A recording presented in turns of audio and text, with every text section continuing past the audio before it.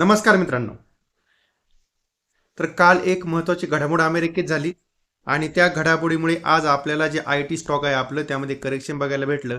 Around 7% stock खाली पडताना दिसले.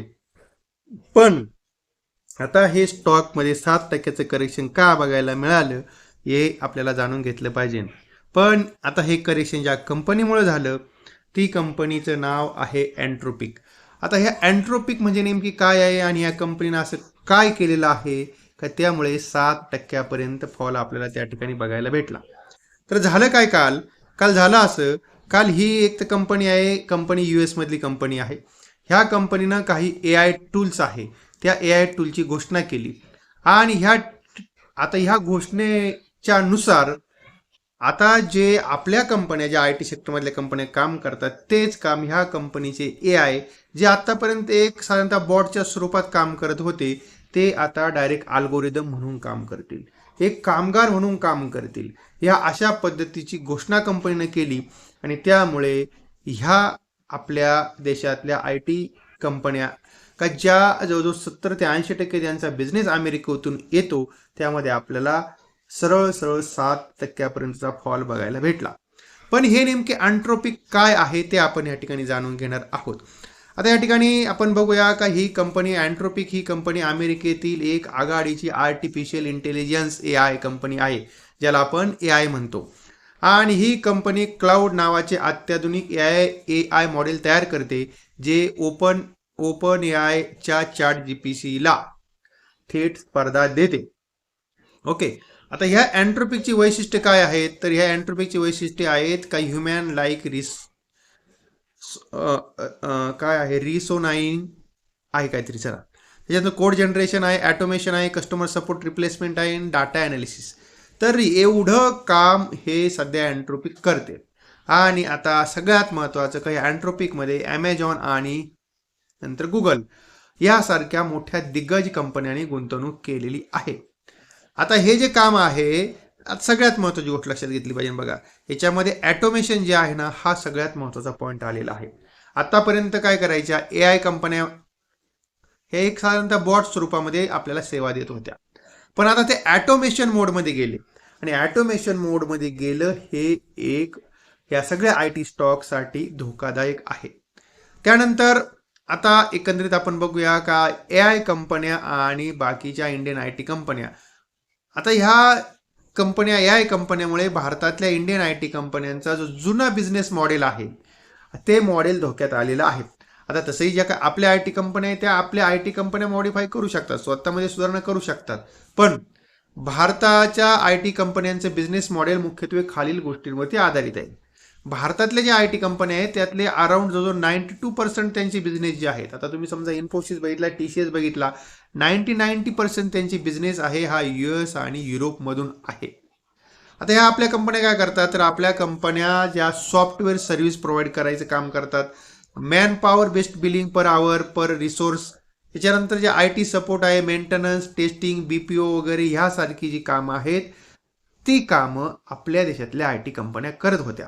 पण आता झालं काय आहे का एन्ट्रोपिक, ओपन AI आणि गुगल जेमिनी सारख्या AI टूल्समुळे हा मॉडेल धोक्यात आलेलं आहे असं एकंदरीत दिसतंय. पण ते कसं धोक्यात आलेलं आहे तर आपण ह्या ठिकाणी जाणून घेऊ शकतो. बघा आता AI जे आहे ना तर 10 लोकांचं काम एक AI करू शकतो. Code testing automation, customer support chatbots, data processing without human teams. म्हणजे डाटा प्रोसेसिंगचं सुद्धा आता तो काम करणार आहे.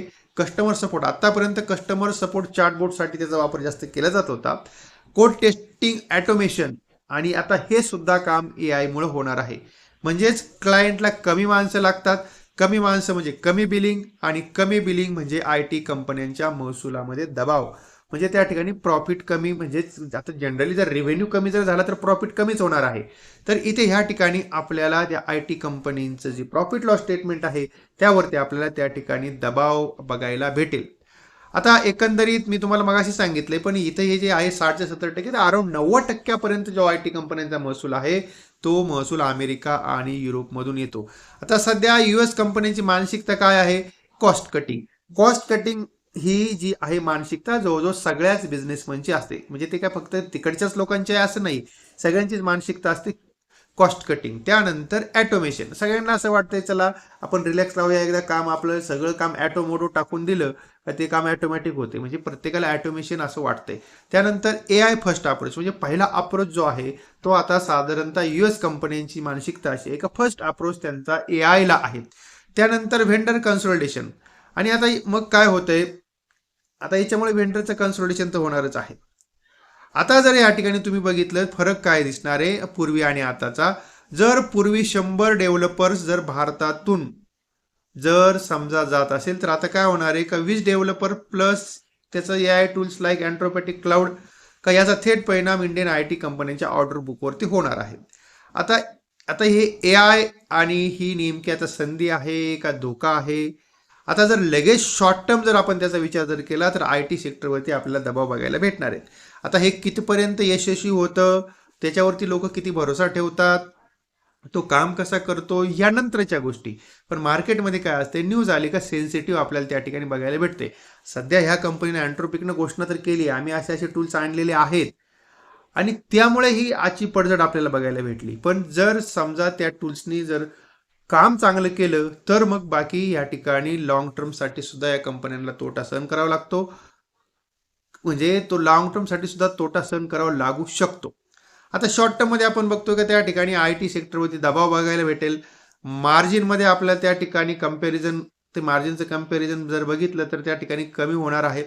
त्याच्यानंतर जे साधारणतः आपण बघतो का मार्केटमधून हायर केले जातात, काही काही लोक हायर केले जातात, तर ते बहुतेक त्या ठिकाणी फ्रीज होऊ शकतं आणि रिव्हेन्यू ग्रोथ जी आहे ती त्या ठिकाणी स्लो होऊ शकते.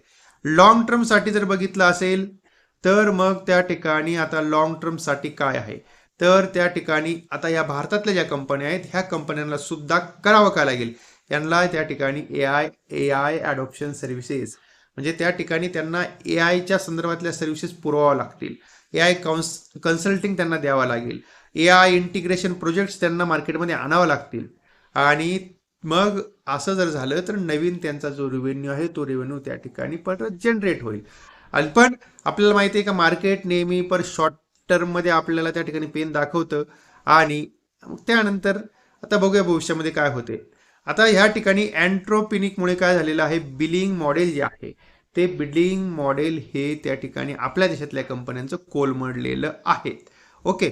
आणि ह्या सगळ्या गोष्टीमुळे आपल्याला आपल्या ज्या आज IT स्टॉकमध्ये जे करेक्शन बघायला भेटलंय ते बघायला भेटलेलं आहे. आता हे करेक्शन किती झालेलं आहे आपण ते एकदा ह्या ठिकाणी जाणून घेऊया. IT सेक्टरमध्ये आपल्याला आज कशा प्रकारे आणि किती किती करेक्शन बघायला भेटलंय ते आपण ह्या ठिकाणी एकदा इथे जाणून घेऊया. आज बघा तर आज आपल्याला त्या ठिकाणी थोडं कन्सोलिडेशन मार्केटमध्ये बघायला भेटलेलं तर होतं. पण या ठिकाणी IT सेक्टर जे आहे तर IT सेक्टर आज आपल्याला जवळजवळ 6% करेक्शन आपल्याला त्या ठिकाणी बघायला मिळालेलं आहे.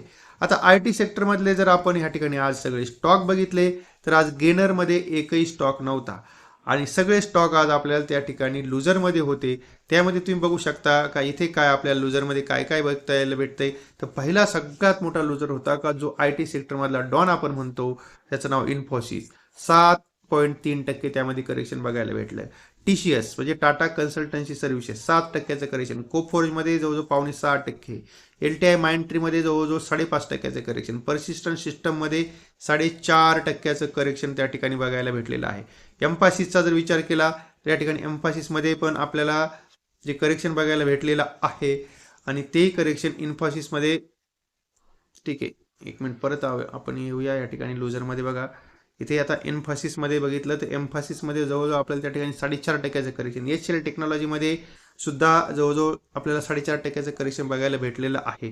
त्यानंतर परत टेक महिंद्रामध्ये जवळजवळ 4% करेक्शन. ओरॅकल फायनान्समध्ये 4%चं आणि विप्रोमध्ये त्या ठिकाणी 4%चं करेक्शन बघायला भेटलेलं आहे. म्हणजे जवळजवळ आज आपल्याला ह्या सेक्टरमध्ये मार्केटमध्ये सगळ्यात जास्त करेक्शन IT सेक्टरमध्ये त्या ठिकाणी बघायला मिळालेलं आहे. आणि आता जो काय डाटा आपला आलेला आहे एकदा FIDIचा डाटा, या डाटावरून आज आपण बघूया काय दिसतंय. हा डाटा आपल्याला काय सांगतोय तर आजच्या डाटामुळे आज म्हणजे आज पूर्णपणे डाटा आलेला नाही अजून, पण या ठिकाणी वीक्समध्ये आज आपल्याला 5%ची घसरण बघायला भेटली. FISने आज कॅश मार्केटमध्ये 29 करोड रुपयाची खरेदी केली. DISने 249 करोड रुपयाची खरेदी केली आहे. म्हणजे बघा कालची जर बघितली खरेदी ती 5,234 करोड रुपयाची होती, 5,236 करोडची होती. आज फक्त 29 करोड रुपयाची खरेदारी आहे. आणि निफ्टी जो आहे आज त्या ठिकाणी 48 पॉईंट वरती आहे. पण आजचा जो सगळा आपला व्हिडिओ होता तो आपला या संदर्भातला होता का नेमकी आज आपल्याला IT स्टॉकमध्ये करेक्शन का झालं आणि त्याची सगळी माहिती मी तुमच्यापर्यंत शेअर केलेली आहे. अर्थात हा जो काही सगळा व्हिडिओ होता तो सगळा व्हिडिओ मी आपल्यासाठी एज्युकेशनल पर्पज म्हणून बनवला होता. या व्हिडिओमध्ये मी कुणालाही कसल्याही प्रकारे खरेदीचा किंवा विक्रीचा सल्ला दिला नाही याची आपण कृपया नोंद घ्या.